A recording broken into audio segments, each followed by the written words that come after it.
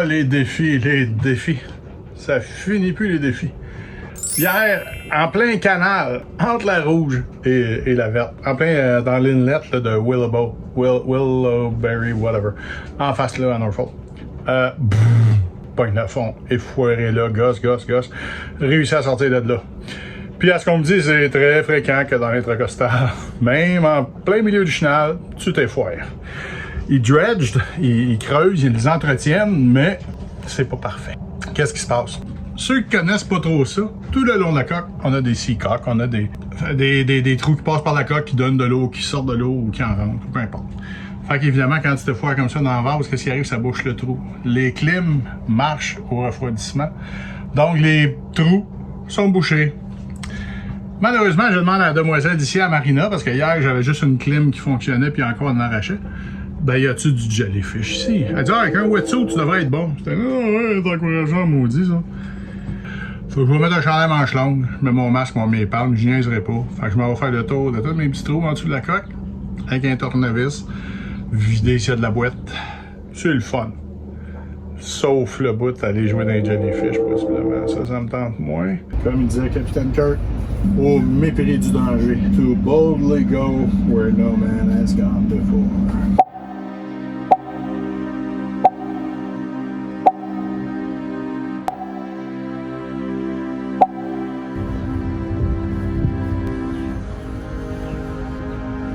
Enzo, mais on parle allemand.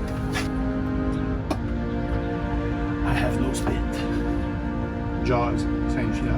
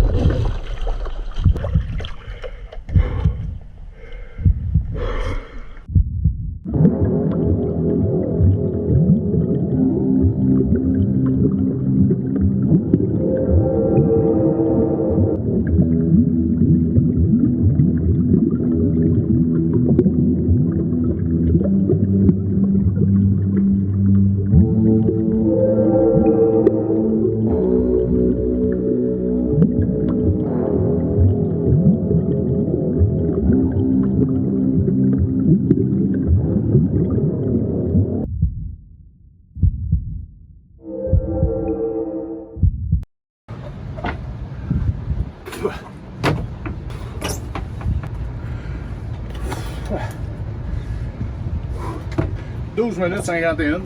Puis premièrement, je me suis pas fait piquer.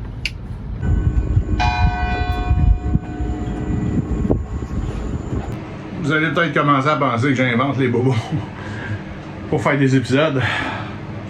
Dites-vous bien que le trouble ça me donne là. J'aimerais mieux faire des belles images de drone puis de photos puis d'aller jouer dans l'eau si elle était transparente. J'étais à Marina depuis 2 jours. J'étais venu pour fixer d'autres petites gugus. Heureusement, je leur ai filmé des images. Ils m'ont laissé une nuit gratuite parce que j'aurais fait des belles photos, des beaux vidéos. Ça, c'est le fun. Le bout de plate, une des raisons de la marina, c'est d'avoir du courant et de la clim. Parce qu'ici, il fait 36 à 38 degrés Celsius le jour. Ça, c'est pas de soleil, pas rien. Il fait chaud dans le camp, en bon québécois. Or donc, la clim marche pas. Hier, j'appelle pour les 2 clims. Il y a 2 clims sur le bateau, une en arrière, une en avant. Les 2 clims fonctionnent pas.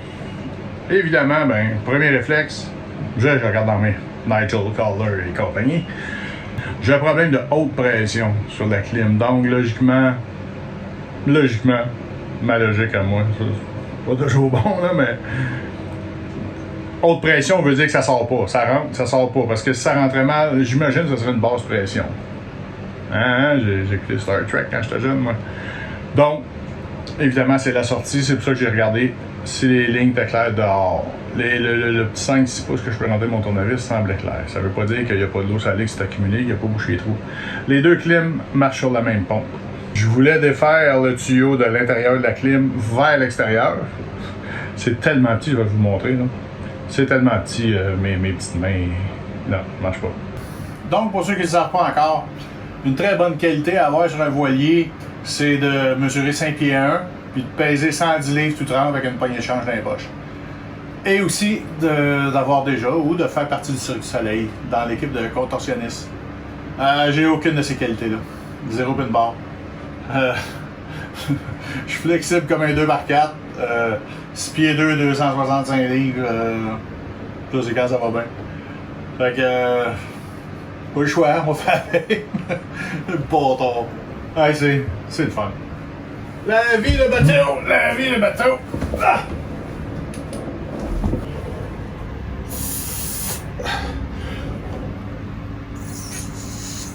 Ça y est, les deux vis sont vissées. Tout est replacé. Ah! Ça serait le fun de pas couler. Eh oui, mon petit carré a l'air fou, hein? Tu sais que la table est réversible. Quand on l'enlève, j'ai deux petites pattes plus basses que ça. Ça arrive à la même hauteur que là. Et ça me fait un autre lit que s'il fait chaud ce soir, ça se peut j'essaie. Puis j'ai deux coussins, deux genres de grands coussins là, qui viennent combler ici sur la table. Beneteau. Ah, ça sent solide.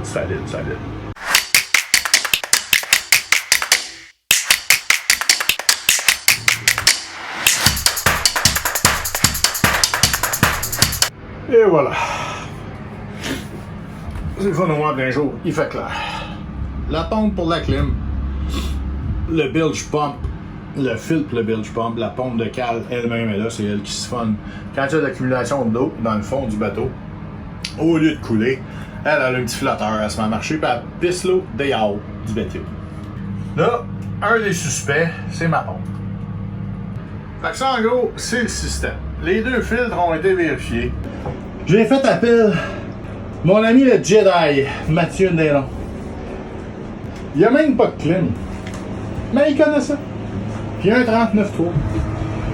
Fait qu'il me suggère ici, ça, j'essaie ici, j'essaie ça. Il y a un strainer. Vous vous rappelez les petits screens de l'autre fois là, que le Magic Tom a fait la magie, faire disparaître le caca. J'ai tout fait les strainers. La première fois que j'ai visité le bateau, épisode 2, je me trompe pas, mon ami Pepper m'avait dit, si tu veux de la chaleur, t'as une valve juste en dessous là, faut que tu ouvres ça pour donner, c'est l'entrée d'eau pour le bateau, pour faire chauffer. Chauffer, clim, ça marche ensemble. Puis quand on parle de strainer, je remarque ça, je me dis, Calix, ça ressemble à un gros Christy de filtre, le cabochon. Je l'ouvre. Et j'ai une pieuvre dedans. Mathieu Néron, t'es un Jedi du Beneteau 39.3. Je te le dis. Merci. Je suis pas mécanicien, mais j'ai un maudit feeling que ça va marcher. C'était plein. Je pensais que c'était une pieuvre. On essaye ça. Je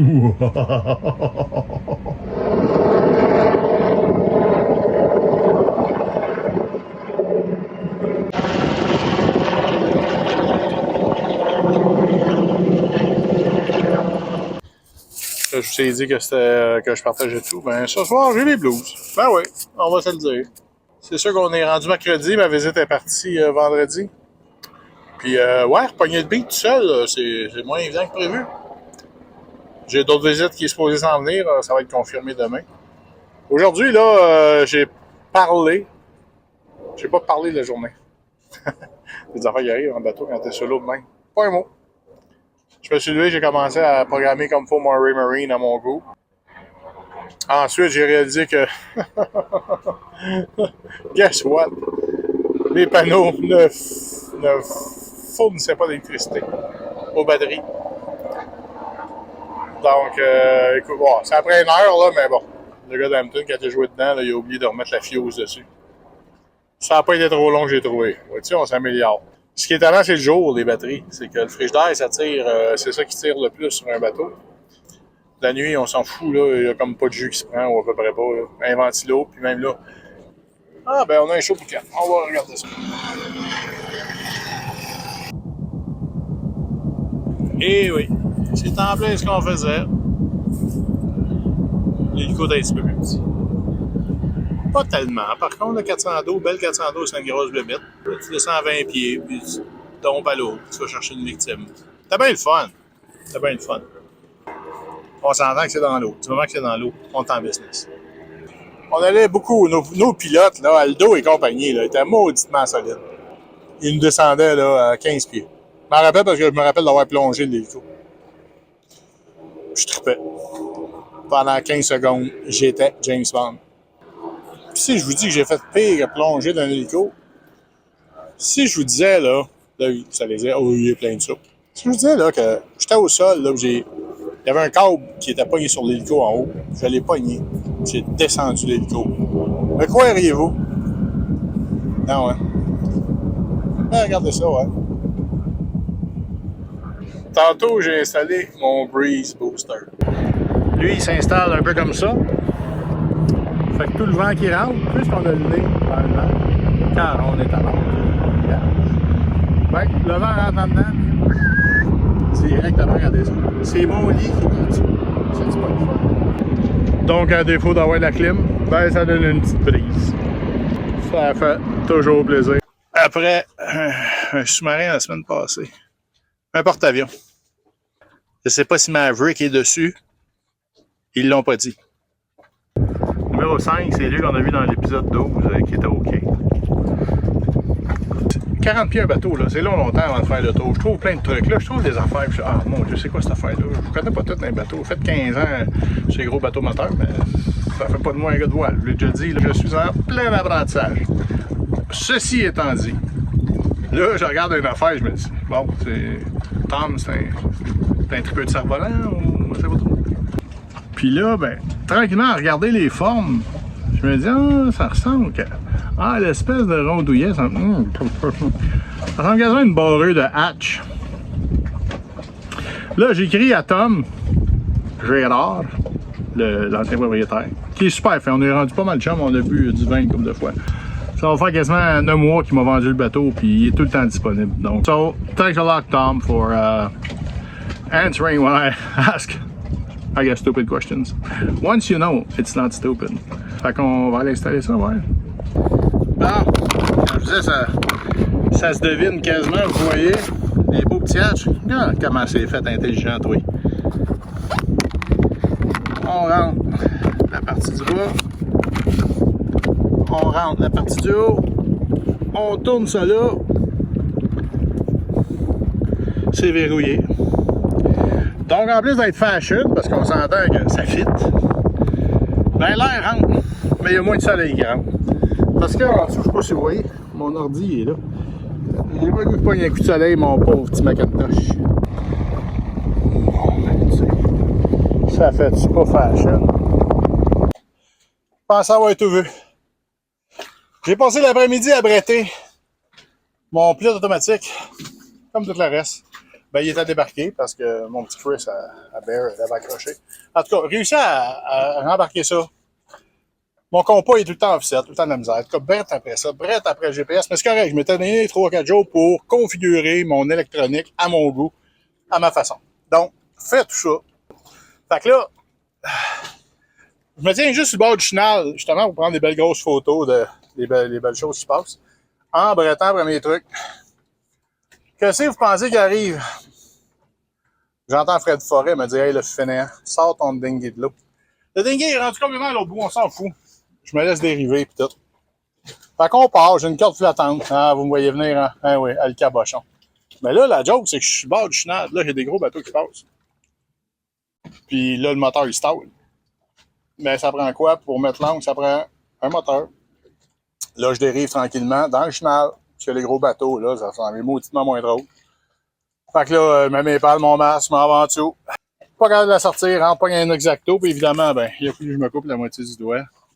C'est, bon, c'est pas, ça coupe. Un exacto, là, j'étais dans l'eau, là, je pensais au requin. Premier réflexe, je me veux pas quand t'es sur le bord de la mer, là, même. Là, du sang. Ah, man. Fait que, en tout cas.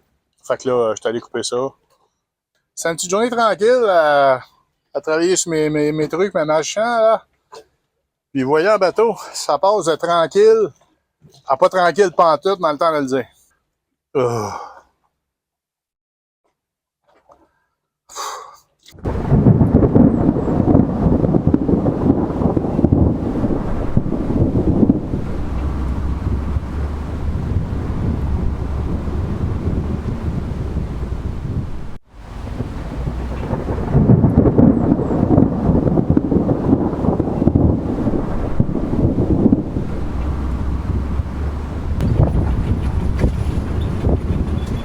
c'est mon gros.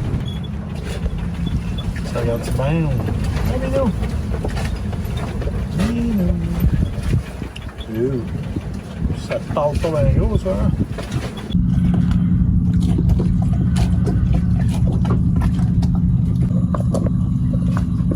T'as bien de drôle de pile, toi, matin.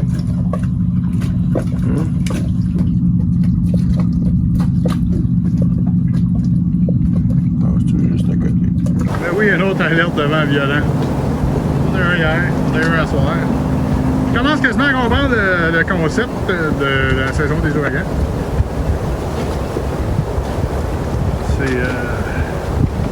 C'est subtil. La vie fait drôlement les choses des fois. Évidemment, je travaillais dans le milieu, on était à 5000 grosses police, on va se le dire. Un des bons vieux chums que j'ai rencontré en 99, un mot du bon gars, pas le truc. Puis on est chumé, on a toujours gardé un petit peu de contact. Il me dit, mon cousin est dans la Virginie, ça te tente. Je fais le signe, il est bien accueillant, il est bien fin. Le dit cousin est là. Puis je suis venu le rejoindre. Là, on se prend une petite bière avant que le ciel nous tombe sur la tête. On entend des drifts de grand poil. Ouais. Oh, c'est pas bon, cette façon-là. Ça m'énerve, mon bateau, il est là tout seul. Ça regarde qu'il y a train, là, puis il est dans la boîte. Au pire, il va venir nous rejoindre. Ouais, au pire, il s'en vient vers ici. J'ai mon dinghy en bas.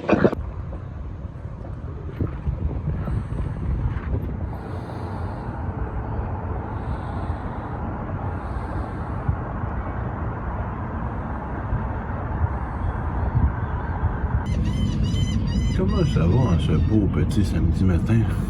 Ah. Tu fais des beaux dodo? Je suis le bord du tunnel.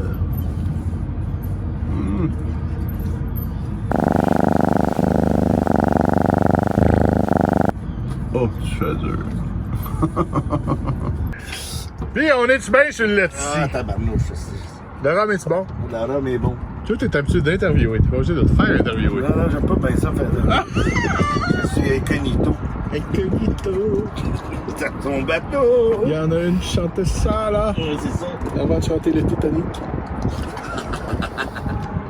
Trouvez-vous un air de famille en Grégoire? Ceux qui sont vraiment vieux, là, son papa, jouait dans les Plouf. C'était Guillaume Plouf. 1952. 1952. J'avais deux, il y avait ça jouait le mercredi à 7h pour une demi-heure. Puis après ça, tu avais la lutte. Puis après ça, ça jouait avec les mêmes artistes en anglais le vendredi. Les Plouf en anglais?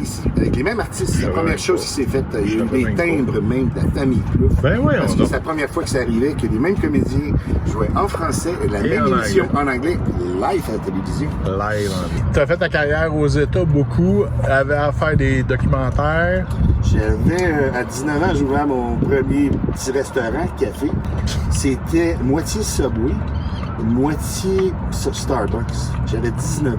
Okay. C'est ça, Gilles Cal venait à mon restaurant, Michel Gault venait à mon restaurant, Malençon, puis là, il y avait Studio 1913, fait que Céline Dion, puis France Castel, puis toute cette gang-là venait. J'étais le seul, j'avais 19 ans. À un moment donné, Michel Brault m'a pogné, puis il dit, ça tu fais-tu de la voile? Mais là, j'avais fait ça. On avait-tu mon bateau de Jacksonville jusqu'à Annapolis? Ben oui, j'ai pris 3 semaines de congé. Ma soeur a pris mon petit café. Quand je suis revenu, j'ai tout le même dit, mon gars. Je suis parti dans le cinéma avec lui. Puis j'ai travaillé avec Michel pendant 10 ans. OK. Avec tous des gros projets d'Ozzy Osbourne, Geneviève Busseau. Fait que là, c'est là que m'a ouvert les portes, c'est sûr. J'ai fait beaucoup de choses. Puis là, aujourd'hui, là, tu fais 6 mois aux États, tu fais 6 mois au Canada, ou à peu près? Moi, à peu près. C'est pas mal. Moi. Cool, pareil. Grégoire Valcourt, un gars tellement intéressant à discuter avec un vécu et une belle histoire. Je peux malheureusement pas vous montrer toute l'entrevue. On a fini, je pense, 12-15 minutes. Mais vraiment, là, vraiment chic type. Puis merci, Paul, d'avoir mis sur mon chemin. Merci. C'est sous un ciel pluvieux de dimanche matin que se termine cet épisode qui va passer dans quelques heures. Je me dépêche justement un petit peu parce que la semaine passée, je me suis fait avoir mauvais réseau, difficulté à mettre l'épisode en ligne, très, très mécontent le monsieur. C'est pour ça qu'aujourd'hui, je me prends un petit peu d'avance. Je m'en vais au bar où il y a un petit peu de signal pour envoyer ça sur YouTube. En tout cas, Fait que désolé pour la semaine dernière. J'ai vraiment tout fait pour mettre ça en ligne. Vous n'avez aucune idée. Mais bon, comme à toutes les semaines, vous pouvez aller voir Instagram, Facebook, YouTube du projet Blair 2.0. Vous allez trouver des photos, des commentaires, plein de trucs que je ne mets pas dans les épisodes. Je vais simplement finir l'épisode avec quelques belles petites images. Je suis allé avec Grégoire, tellement gentil. Il m'a emmené, on a fait du sightseeing, on s'est promené un petit peu. Et puis, ben écoutez, on est rendu à 24 minutes d'émission. Fait que un petit pot pourri de belles images sur un air de piano que j'adore, que vous pouvez trouver, aussi bien plugué, que vous pouvez trouver sur mon autre chaîne YouTube. J'ai 2 chaînes YouTube. Et j'ai aussi la chaîne Tony9155. Cette chaîne-là, c'est mes débuts. Non, mais c'est là que je me suis fait les dents un peu avec le drone, avec Final Cut Pro, le logiciel de montage. Donc, il y a plusieurs vidéos à la fois de plongée sous-marine, de drone, de Montréal, de plein d'endroits que j'ai droné des images, puis je mets de la belle musique dessus. Le morceau de piano en entier, si vous voulez l'avoir, allez voir, c'est Esther Ibrahim qui a pianoté ça. Moi, ce morceau-là vient me chercher. Là. Allez voir l'épisode, c'est Oiseau, un dimanche à Noyant. Vous allez avoir l'épisode au complet avec des oiseaux, puis tout. C'est très beau. Fait que sur ça, ben je vous laisse aller. Je vous souhaite une belle semaine. Soyez sages, pas trop. Moi, ma visite arrive dans 2 jours. Fait que ça va changer les idées. Puis le moral est bon, inquiétez-vous pas. Oui, ça n'a pas été... C'est pas évident d'avoir de la visite, la belle visite, que tu as du plaisir avec pendant une semaine, puis tomber tout seul avec un chat la semaine d'après. Je veux rien enlever à Rocky, on s'entend. Mais c'est ça. Mais non, le moral est bon, écoutez, c'est ça. Encore des petites affaires à fistoler, mais bon. Faut bien faire de quoi, faut croire. Bonne semaine, tout le monde. Soyez sages, pas trop. Puis on se revoit dimanche prochain. Merci du support. Bien gentil. Ciao.